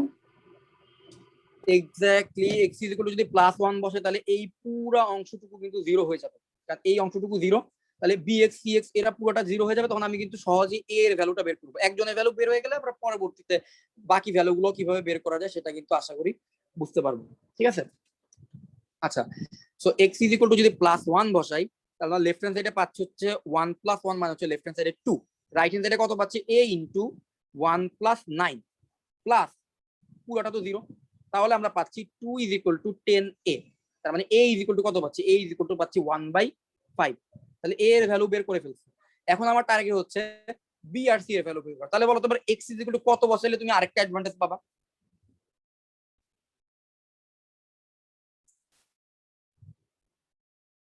চিন্তা করে বলো। Zero. Exactly, x is equal to যদি জিরো বসাই লেফট হ্যান্ড সাইডে আসতেছে জিরো প্লাস ওয়ান মানে ওয়ান, রাইট হ্যান্ড সাইডে কি আসতেছে এ, এর ভ্যালু তো ওয়ান বাই ফাইভ, এর ভ্যালু বসাতে one by five into zero plus nine আসতেছে যোগ b into zero plus c into zero minus one. That means আমি সি এর ভ্যালু বের করে ফেলছি। So one is equal to এটা আসতেছে nine by five plus zero into b মানে জিরো প্লাস হচ্ছে এখানে হচ্ছে আর জিরো মাইনাস ওয়ান মানে মাইনাস সি আসতেছে। তাহলে সি ইজ ইকুয়াল টু কত আসতেছে, মাইনাস সিটাকে আমরা লেফট হ্যান্ড সাইডে নিয়ে আসি, সি ইজ ইকুয়াল টু আসতেছে nine by five minus one, তার মানে হচ্ছে nine minus four by five, মানে হচ্ছে সরি নাইন মাইনাস ফাইভ, তার মানে হচ্ছে four by five. Four by five হচ্ছে সি এর ভ্যালু আসতেছে। এখন দেখো তো তুমি সি এর ভ্যালুও জানো, এ এর ভ্যালু তুমি জানো, তুমি এবার সি আর এ এর ভ্যালু এখানে বসাও। আর এবার তুমি এক্স এর জায়গায় যে কোনো কিছু বসাও, এক্স এর জায়গায় তুমি ওয়ান বসাও, এবার এক্স এর জায়গায় তুমি মাইনাস ওয়ান বসাও, মাইনাস টু বসাও, ফোর ফাইভ সিক্স যাই বসাও, তুমি বি এর ভ্যালু কিন্তু বের করে ফেলতে পারবা। আর যদি এ বি সি তিনটার ভ্যালু যদি তোমার বের হয়ে যায় তুমি কিন্তু এই জিনিসের ইন্টিগ্রেশনটা কিন্তু খুব ইজিলি করতে পারবা, ঠিক আছে। তাহলে আমরা একটু দেখি এর ভ্যালুটা কত আসছে, এর ভ্যালু আসছে হচ্ছে ওয়ান বাই ফাইভ। তো এখানে যদি আমরা ওয়ান বাই ফাইভ বসাইতাম তাহলে ওয়ান বাই ফাইভটা বাইরে চলে আসতো, তো ইন্টিগ্রেশন করলে কি আসতো, ইন্টিগ্রেশন করলে আসতো লন এক্স মাইনাস ওয়ান আসতো, তাই না, লন এক্স মাইনাস ওয়ান আসতো। এবার যদি তুমি সি এর ভ্যালু কত আসছে দেখো, সি এর ভ্যালু ফোর বাই ফাইভ আসছে, সি এর ভ্যালুটা এখানে বসাইতা আর বি এর ভ্যালু বসাইতা, বসানোর পরে তুমি যাই পাইতা সেই জিনিসটাকে কিন্তু খুব সহজে ইন্টিগ্রেশন করতে পারতা, ঠিক আছে। কিভাবে করতে পারতা, নিচের যে এক্স স্কোয়ার প্লাস নাইন এটাকে যদি তুমি জেড ধরতা তাহলে উপরের অংশটুকু চলে আসতো, প্লাস মাইনাস করলে তখন কিন্তু তুমি ইন্টিগ্রেশনটা করতে পারতা। তো এই প্রবলেমটা আশা করি তোমরা পারবা, ঠিক আছে। এটা আংশিক ভগ্নাংশের একদম বেসিক টাইপের কিছু প্রবলেম যেটা আমরা আগে প্রচুর করছি, ঠিক আছে। আর একটু আগে যেহেতু একটা আংশিক ভগ্নাংশ করলাম তো ওইটার কনসেপ্ট দিয়ে তোমরা চাইলে এটা পারবা। এবার পরের প্রবলেমটা দেখি গ নম্বর। স্যার, হ্যাঁ বলো। স্যার কভার আপ রুলটা কখন ইউজ করবে একটু দেখা দিবেন। কভার আপ রুলের ক্ষেত্রে কিন্তু যে আমি তোমাদের যে এয়ার ক্লাস আংশিক ভগ্নাংশের ক্লাসের মধ্যে বলছিলাম যে ধরো এরকম একটা রাশি আছে যে x minus one into x plus two into x minus three. প্রথমে একটা জিনিস খেয়াল করো, এখানে কি x square plus something something এরকম কিছু একটা আছে নাই, সবগুলা রুট একবার করে আসছে না, এক্স এক্স উৎপাদক গুলো একবার একবার করে আসছে না আলাদা, তুমি এখানে কভার আপ রুল অ্যাপ্লাই করতে পারবা, কোনো সমস্যা নেই। আবার ধরো কিন্তু যদি এমন চলে আসে যে one by x minus one whole square x plus two x minus three, একটা এক্স মাইনাস ওয়ান এই উৎপাদকটা কিন্তু দুইবার আসছে, x minus one whole square আসছে, তাহলে এখানেও তুমি কভার আপ রুল অ্যাপ্লাই করতে পারবা না। কভার আপ রুল অ্যাপ্লাই করা যাবে যেই জায়গায় রিপিটেশন নাই এবং যেই জায়গায় এক্স স্কোয়ার প্লাস ফোর বা ফাইভ এই জাতীয় কোনো কিছু নাই, এই দুইটা কেস ছাড়া বাকি জায়গায় তুমি কভার আপ রুল অ্যাপ্লাই করতে পারো, ঠিক আছে। তো কভার আপ রুলটা তোমাদের এমসিকিউ তে অনেক বেশি হেল্প করবে। রিটেনে সাধারণত এমন অঙ্কগুলাই দেখছি যে অঙ্কগুলো কভার আপ রুল দিয়ে করা যায় না, মানে এই যেভাবে নর্মাল নিয়মে 9-10 এ যেভাবে আংশিক ভগ্নাংশ করতাম ওই নিয়মে করা যায়, এই টাইপের প্রবলেমই রিটেন পরীক্ষায় দেয়। ওকে, আচ্ছা তো এবার গ নম্বর প্রবলেমটা একটু দেখি। সো গ নম্বর প্রবলেমে কি বলছে, এক্স অক্ষ দ্বারা আবদ্ধ একটি চাপের ক্ষেত্রফল। গ্রীষ্মকল্প 2 এ উল্লেখিত ফাংশনটি দ্বারা এক্স অক্ষ সাথে আবদ্ধ একটি চাপের ক্ষেত্রফল। এটা কুমিল্লা বোর্ড 2019 সালের কোশ্চেন। দেখো y is equal two cos x, এটা হচ্ছে গ্রীষ্মকল্প 2 এর ফাংশন। বলছে কি এই ফাংশনটি এক্স অক্ষ দ্বারা আবদ্ধ একটি চাপের ক্ষেত্রফল। তাহলে আমি বুঝতেই পারতেছো cos x এর ফাংশনটা কেমন হয়। cos x এর ফাংশন কেমন একটা ফাংশন, তাহলে এই ফাংশনের অসংখ্য চাপ থাকবে, অসীম সংখ্যক চাপ থাকবে। তুমি যে কোনো একটা চাপ, তুমি আইদার এই চাপের ক্ষেত্রফল বের করো অথবা এই চাপেরটা বের করো, তোমার ইচ্ছা। তুমি যে কোনো একটা চাপের ক্ষেত্রফল তুমি চাইলে বের করে ফেলতে পারবা। তাহলে চাপের ক্ষেত্রফল বের করলেই আমাদের চলবে। তাহলে এখন আমরা কি করবো বলতো, cos x এর একটা চাপ, পূর্ণ একটা চাপ কোন রেঞ্জের মধ্যে থাকে বলতো, -π/2 থেকে +π/2 এর মাঝখানে কিন্তু একটা পূর্ণ চাপ থাকে। মানে সবসময় মনে রাখবা sin x আর cos x এর 180 ডিগ্রির মাঝখানে একটা চাপ থাকে, প্রতি 180 ডিগ্রির মাঝখানে। তো sin x এর গ্রাফটা কেমন, এখান থেকে শুরু। তাহলে sin x এর চাপ থাকবে 0 থেকে π এর মাঝখানে একটা। আর cos x এর গ্রাফ দেখতে -π/2 থেকে এভাবে হয়, তাহলে তুমি বলতে পারো -π/2 থেকে π/2 এর মাঝখানে একটা চাপ আছে, অথবা +π/2 মানে হচ্ছে 90 ডিগ্রি থেকে 270 ডিগ্রির মাঝখানে আরো একটা আছে। তাহলে এই হচ্ছে কি এক একটা চাপের মাঝখানে, এই এক একটা রেঞ্জের মাঝখানে 180 ডিগ্রির একটা ব্যবধির মাঝখানে এক একটা পূর্ণ চাপ থাকে cos x বা sin x। ঠিক আছে, তাহলে এখানে এই অঙ্কটা খুবই সিম্পল, খুবই সিলি একটা প্রবলেম দেওয়া হয়েছে। সো এই প্রবলেমটা কিভাবে করব, -π/2 থেকে, তাহলে একটা গ্রাফটা দেখা দিতে পারো, -π/2 থেকে +π/2 এর মাঝখানে cos x এর ইন্টিগ্রেশন করব, তাহলে আমরা একটা চাপের ক্ষেত্রফল পাবো। তো cos x এর ইন্টিগ্রেশন হচ্ছে sin x, তারপরে আমরা বসায় দিব -π/2 আর হচ্ছে +π/2। তো sin এর মধ্যে +π/2 বসা, sin π/2 মাইনাস sin অফ -π/2। তো sin π/2 এর ভ্যালু হচ্ছে 1, মাইনাস sin -π/2 এর ভ্যালু হচ্ছে -1, তো -1 হচ্ছে +1, তাহলে এটা হবে 2। তাহলে 2 হচ্ছে আমাদের অ্যানসার। শেষ, প্রবলেম সলভ, পুরো সৃজনশীলটা সলভ।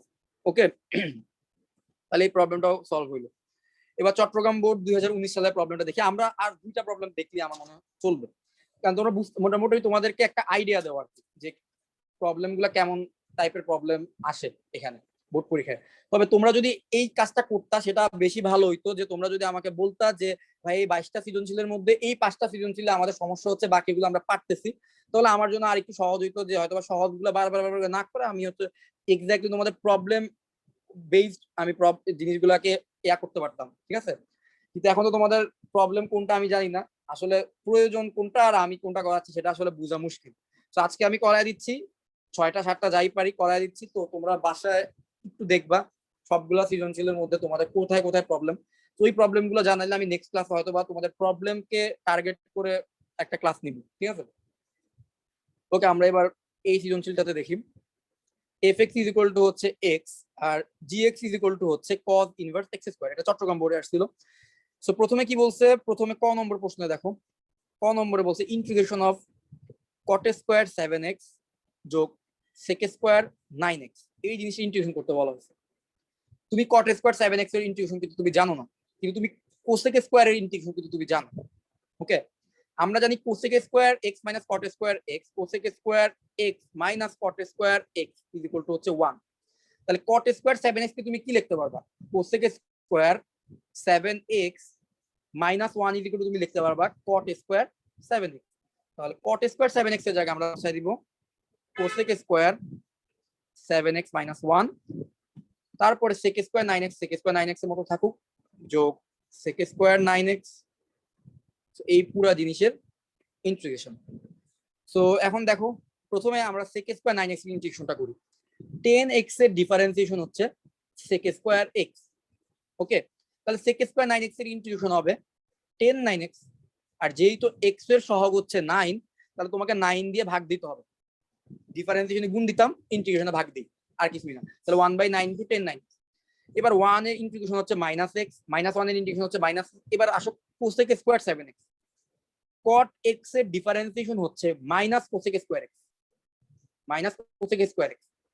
তাহলে মাইনাস cosec স্কয়ার x এর ইন্টিগ্রেশন কি হবে, cot x, আর শুধু cosec স্কয়ার x এর ইন্টিগ্রেশন কি হবে, মাইনাস cot x।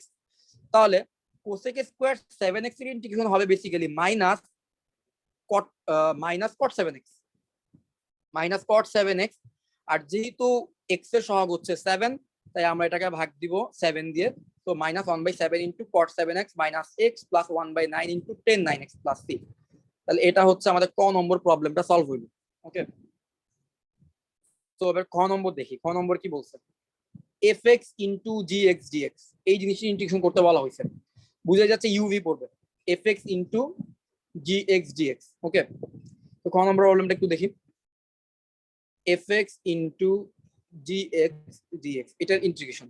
তো fx এর ভ্যালু আবার x, আর gx এর ভ্যালু হচ্ছে gx ইজ ইকুয়াল টু হচ্ছে cos ইনভার্স x স্কয়ার। তাহলে আমরা পাচ্ছি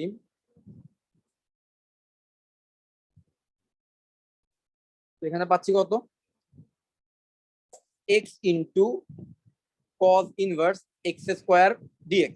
তাহলে এই জিনিসটা পাচ্ছি। সো এটাকে একটু সিম্পলিফাই করি। সিম্পলিফাই কিভাবে করব, আমরা x square is equal two z ধরি, তাহলে 2x dx is equal to পাচ্ছি dz, তাই তো? তাহলে আমরা বাইরে একটা হাফ নিই, ভেতর একটা 2 গুণ দিই, তাহলে 2x dx এর পরিবর্তে বসাই দিব dz, আর পাচ্ছি এখানে cos ইনভার্স z, তাই না? Half into cos inverse z dz। এখন বলতো cos ইনভার্স z এর ইন্টিগ্রেশন তোমরা কিভাবে করবা? ln x এর ইন্টিগ্রেশনটা যেভাবে করছিলা সেম একই ভাবে তোমরা cos ইনভার্স z এর ইন্টিগ্রেশন করবা। একটা 1 ধরবা মনে মনে, তাহলে তুমি cos ইনভার্স z কে বাইরে নিয়ে আসো, 1 এর ইন্টিগ্রেশন করো, মাইনাস ডিফারেন্সিয়েশন করো cos ইনভার্স z এর, ইন্টিগ্রেশন করো 1 এর, যেই রেজাল্টটা পাবা সেই রেজাল্টের আবার ইন্টিগ্রেশন করো। বাই দ্য ওয়ে এখানে dz হবে, কিন্তু আমি dx লিখছি কারণ আমি জিনিসটাকে dz এ কনভার্ট করছি, তাই dx লেখার আর কোনো দরকার নাই, তাহলে dz এর সাপেক্ষে করতেছি। তো ইন্টিগ্রেশন করলে কি আসতেছে, z into cos inverse z minus cos inverse z এর ডিফারেন্সিয়েশন কার মনে আছে বলো তো দেখি? cos ইনভার্স z এর differentiation 1 by minus root over 1 minus x square. Minus 1 by root over 1 minus z square. হ্যাঁ এক্স্যাক্টলি 1 মাইনাস এক্স স্কোয়ার আর কি। তো জেড যেহেতু তাহলে জেড স্কোয়ার, আর 1 এর ইনটিউশন হবে কত, জেড। তাহলে আমরা এখানে লিখতে পারি মাইনাস জেড। আচ্ছা এই মাইনাসটাকে বাইরে দিয়ে দিই, তাহলে প্লাস হয়ে যাবে। ইন্টিগ্রেশন হবে z divided by root over 1 minus z square dz. Okay, so এবার এই অংশ দেখো, এই অংশের ইন্টিগ্রেশন অলরেডি শেষ। এবার জাস্ট রাইট হ্যান্ড সাইডের অংশ ইন্টিগ্রেশন করতে হবে। এটা করার জন্য কি করব, 1 minus z square is equal to আমরা ইউ ধরি, 1 minus z square is equal to u ধরি। সো ডিফারেন্সিয়েশন করলে কি পাচ্ছি, ডিফারেন্সিয়েশন করলে পাচ্ছি minus 2z dz is equal to du। তাহলে আমাদের z dz আছে, তাহলে আমরা এখানে কি করতে হবে, একটা মাইনাস 2 গুণ দিতে হবে। তাহলে বাইরে একটা আমরা কি করব, মাইনাস হাফ নিয়ে নিই। তাহলে আমরা পাচ্ছি মাইনাস হাফ, আর মাইনাস 2z dz এর পরিবর্তে কত লিখতে পারবো, du, আর 1 মাইনাস z স্কয়ারের মান তো u ধরছি, তাহলে রুট ওভার u। তো এইবার দেখো আমাদের ইন্টিগ্রেশন শেষ, মাইনাস হাফ আর 1 বাই রুট ওভার u মানে কি, u to the power minus half. তাহলে এটা minus half plus 1 divided by minus half plus 1, শেষ। তাহলে এই হচ্ছে আমাদের ইন্টিগ্রেশন প্লাস সি। তো তোমরা তারপরে যেটা করবা, u এর জায়গায় 1 মাইনাস জেড স্কয়ার বসাই দিবা, তারপরে আবার জেড স্কয়ারে জেড এর জায়গায় আবার এক্স স্কয়ার বসাই দিতে পারবা, ঠিক আছে? তারপর এটা করলে তোমাদের অ্যানসারটা কিন্তু চলে আসবে, ঠিক আছে? তাহলে এই ছিল আমাদের চিটাগাং বোর্ডে খ নম্বর প্রবলেমটা, ইউভি ফর্মুলা দিয়ে করা যাচ্ছে, ঠিক আছে?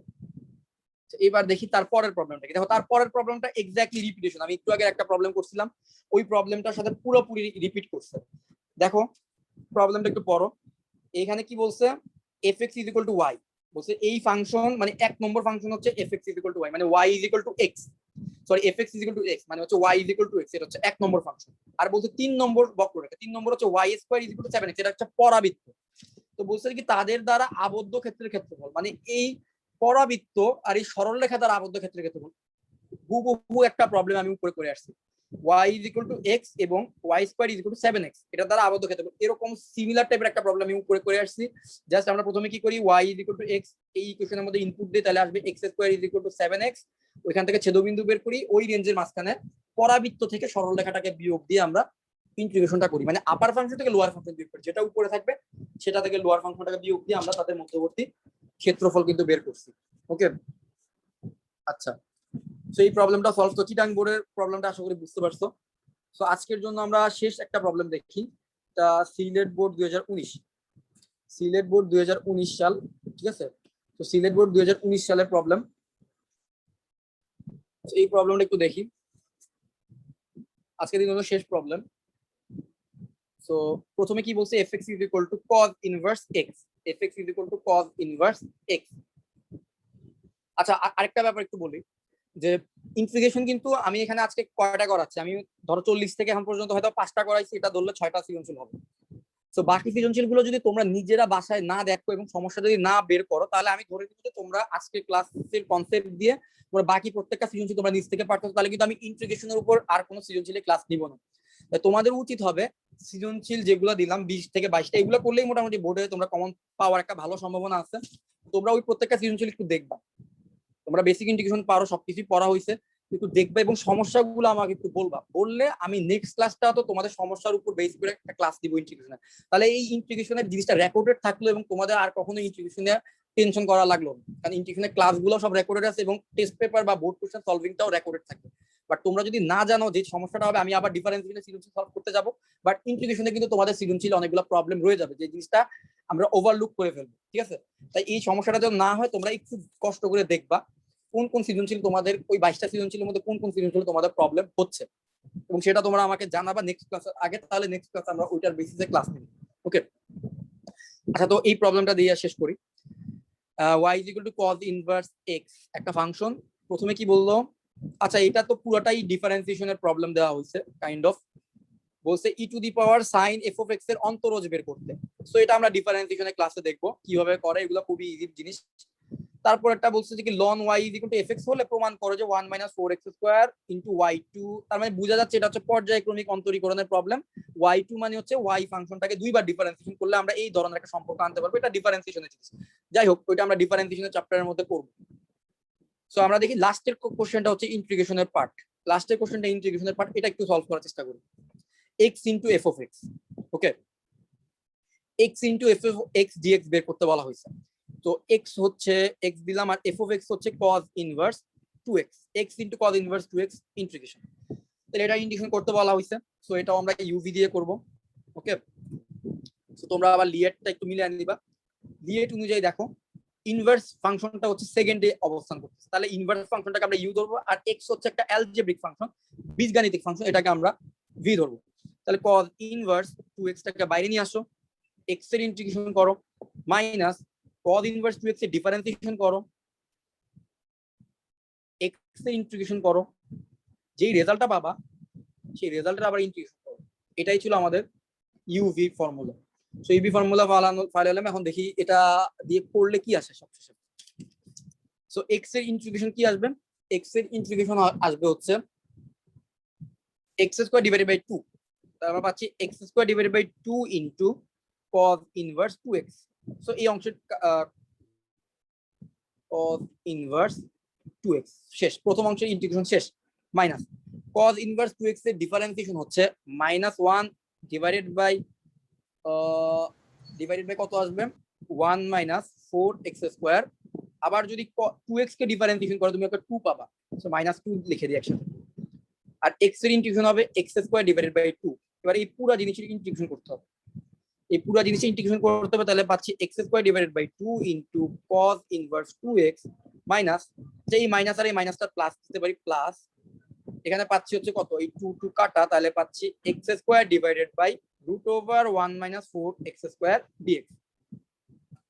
সো এই ধরনের প্রবলেম করার ক্ষেত্রে ওই যে দুইটা নিয়ম, একটা তো আমি তোমাদেরকে বললাম যে √a square minus x square থাকলে x is equal to a sin theta ধরবা, x is equal to a sin theta ধরবা, তোমার প্রবলেমটা সলভ হবে। আগে একটা কাজ করবা, এই যে 4টাকে কমন নিয়ে বাইরে করে দিবা, x এর সাথে x কে একা রাখবা, ঠিক আছে? তো ওইভাবে তুমি চাইলে করতে পারো, অথবা তুমি আমার নিয়মে চাইলে করতে পারো। আমি এখানে কিভাবে করব, আমি সবসময় যেটা চেষ্টা করি, নিচে যে ফাংশনটা আছে এই ফাংশনটাকে উপরে জোর করে আনার চেষ্টা করলে তখন আমার জন্য প্রবলেমটা সহজ হয়ে যায়। সো দেখো কি আছে, উপরে আমার x স্কয়ার আছে, তো আর নিচে কি আছে, নিচে আছে 1 - 4x স্কয়ার, তাহলে আমার কি লাগবে -4x স্কয়ার লাগবে, তাই তো?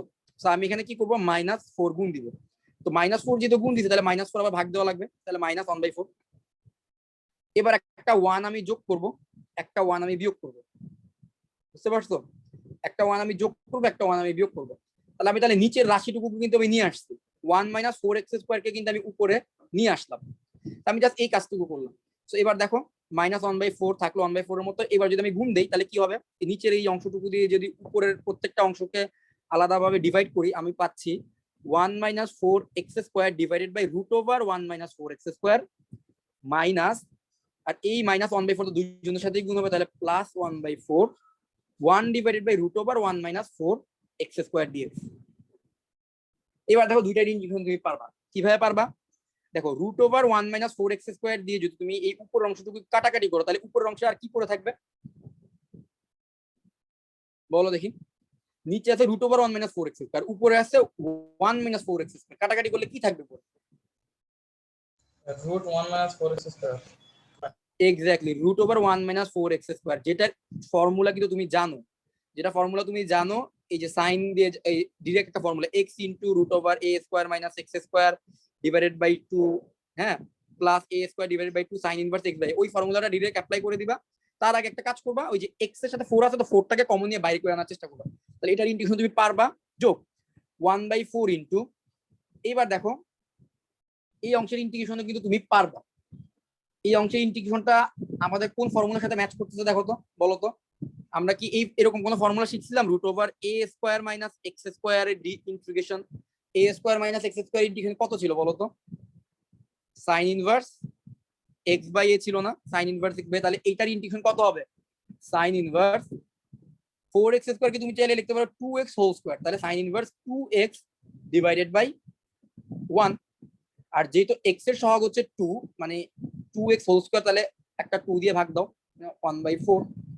তাহলে এই হচ্ছে তোমাদের ইন্টিগ্রেশনটা হবে। সো এখানে যে ইন্টিগ্রেশনটা দিচ্ছে এটা মোটামুটি একটু বড় ইন্টিগ্রেশন। তো এই ইন্টিগ্রেশনটা আশা করি তোমরা বুঝতে পারছো। প্রথমে আমরা ইউভি অ্যাপ্লাই করলাম, লেফট হ্যান্ড সাইডে কাজ তো শেষ, রাইট হ্যান্ড সাইডে যে অংশটুকু আছে তাকে আমরা দুইটা পার্টে ভাগ করলাম, তারপরে তার ইন্টিগ্রেশনটা করলাম। আশা করি এই প্রবলেমটা তোমরা বুঝতে পারছো, কারণ এই ধরনের ইন্টিগ্রেশন কিন্তু করা হয়েছে।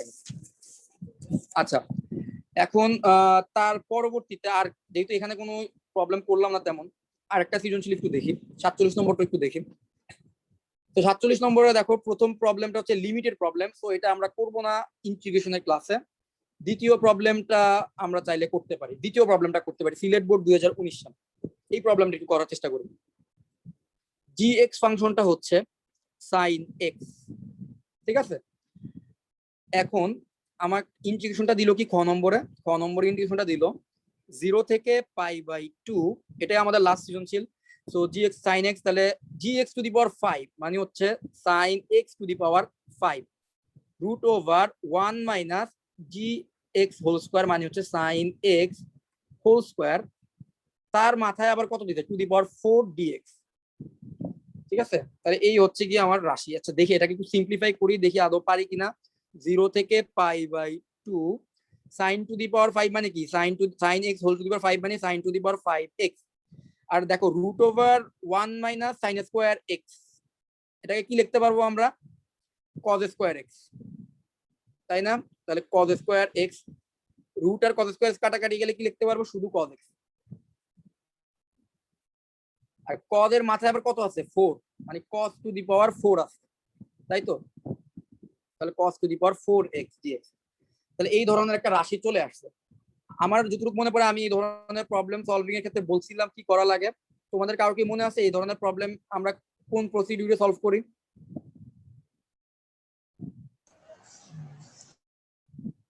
যে কোনো একটাকে সিঙ্গেল করে নিব। হ্যাঁ, কাকে সিঙ্গেল করবা? যে হচ্ছে বিজোড়, যে যার পাওয়ার বিজোড় থাকবে তাকে সিঙ্গেল করবা। তাহলে আমরা sin⁴x বানাইলাম, cos⁴x থাকলো, sin⁴ কিন্তু 5x ছিল, তাহলে একটা sin x কে আমরা আলাদা করলাম। এই যে এখন আমাদের টার্গেট হচ্ছে কাকে ডিফারেন্সিয়েশন করলে sin x * dx আসে এটা দেখবো। তাহলে মানে আমরা বুঝতেই পারতেছি cos x কে যদি আমরা z ধরি তাহলে তার ডিফারেন্সিয়েশন আমরা পাবো -sin x dx = dz। তাহলে আমরা একটা কাজ করি, বাইরে একটা মাইনাস গুণ দিই, তাহলে ভেতর একটা মাইনাস গুণ দিয়ে দিব। তাহলে -sin x dx, তাহলে -sin x dx এর পরিবর্তে আমরা বসায় দিব হচ্ছে dz। তারপরে আসো cos⁴x, তাহলে cos x এর মান যদি z হয় তাহলে cos⁴ হচ্ছে z⁴। আর sin⁴ কে আমরা তাহলে cos এর মাধ্যমে প্রকাশ করব। sin⁴ কে কি লিখতে পারি? sin² আমরা লিখতে পারি না, sin²x²। আর sin²x কে আমরা লিখতে পারি 1 - cos²x²। তাহলে sin⁴x কে চাইলে আমরা লিখতে পারি sin²x², যেটাকে আমরা লিখতে পারি 1 - cos²x²। তার মানে আমরা লিখতে পারি 1 - cos²x, আবার cos x মানে তো হচ্ছে z, তাহলে আমরা লিখতে পারি 1 - z², বাইরে হচ্ছে একটা মাইনাস আছে। তো এবার আমরা জাস্ট লিমিটটা একটু দেখি, লিমিটটা চেঞ্জ হয়েছে কিভাবে। জেড এর লিমিট কত আসে দেখি। আমাদের প্রথমে এক্স এর লিমিট ছিল 0 থেকে π/2, তাহলে জেড এর লিমিট কত আসে? এক্স এর জায়গায় যখন 0 বসাবো cos 0 ডিগ্রি মান হচ্ছে 1, এক্স এর জায়গায় π/2 বসাবো তো cos π/2 এর মান হচ্ছে 0। তার মানে হচ্ছে 1 থেকে 0 তে যাবে হচ্ছে আমাদের লিমিট। ওকে, সো এবার দেখো এর ইন্টিগ্রেশনটা সহজ, কঠিন না।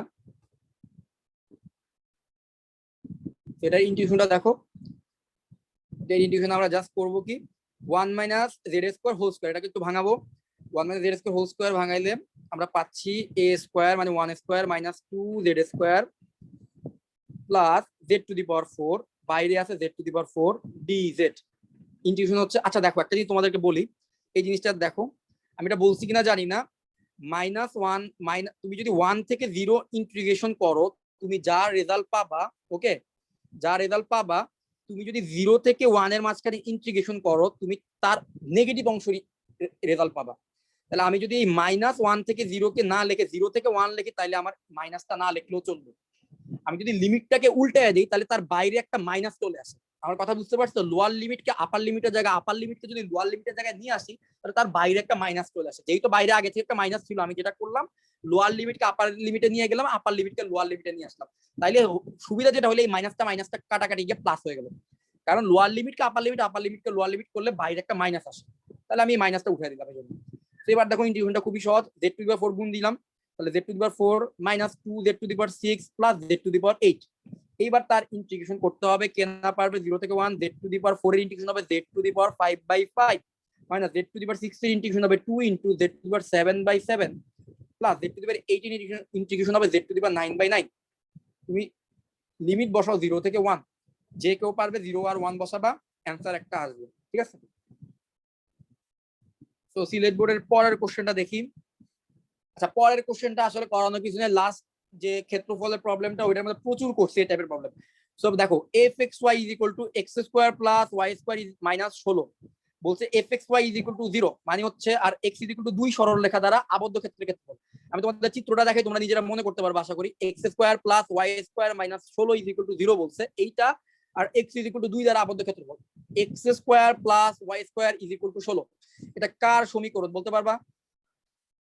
বৃত্ত। বৃত্ত। এবার একটা দিন দেখো বৃত্তটা আমি আঁকি, এই বৃত্ত এবং বলছে x = 2 এই সরলরেখায় যে x = 2 এই সরলরেখার দ্বারা আবদ্ধ ক্ষেত্রের ক্ষেত্রফল। আচ্ছা বলো তো আবদ্ধ ক্ষেত্রফল কয়টা হইছে? একটা ক্ষুদ্রতম ক্ষেত্রফল হইছে, একটা বৃহত্তম ক্ষেত্রফল হইছে না? একটা ক্ষুদ্রতম ক্ষেত্রের ক্ষেত্রফল, একটা হচ্ছে বৃহত্তম ক্ষেত্রের ক্ষেত্রফল। সো এখানে কি আমাদের কিছু বলছে যে ক্ষুদ্রতম ক্ষেত্রের ক্ষেত্রফল বের করতে অথবা বৃহত্তম ক্ষেত্রের ক্ষেত্রফল বের করতে? কিছুই কিন্তু বলা নাই। তাহলে তুমি যেটা করবা প্রথমেই আগে বলো এই বৃত্তের জন্য তুমি যেটা করবা এই তার লোয়ার লিমিট আর আপার লিমিটটা বের করে নিবা বৃত্তের জন্য। তাহলে y এর মান 0 বসাও, x এর মান পাবা তুমি -4 আর +4। তাহলে প্রথমে তুমি একবার যেটা করবা -4 থেকে 2 পর্যন্ত ইন্টিগ্রেট করবা এই বৃত্তের ফাংশনটাকে, ঠিক আছে, dx। তাহলে তুমি পাবা বৃহত্তম অংশের ক্ষেত্রফল, বৃহত্তর অংশের ক্ষেত্রফল। তারপরে তুমি 2 থেকে +4, এই যে 2 থেকে +4 এই যে নীল রিজিয়নটা দেখতেছো না, ব্লু রিজিয়নটা পাওয়ার জন্য 2 থেকে 4 এর মাঝখানে ইন্টিগ্রেট করবা। তুমি বলবা তুমি ক্ষুদ্রতর ক্ষেত্রের ক্ষেত্রফলটা পাইছো। ঠিক আছে, যেহেতু তোমাকে এখানে বলে নাই যে ক্ষুদ্রতম ক্ষেত্রফল বের করতে অথবা বৃহত্তম ক্ষেত্রফল বের করতে, তুমি দুইটাই বের করে দিবা, তাহলে তুমি সেফ থাকবে।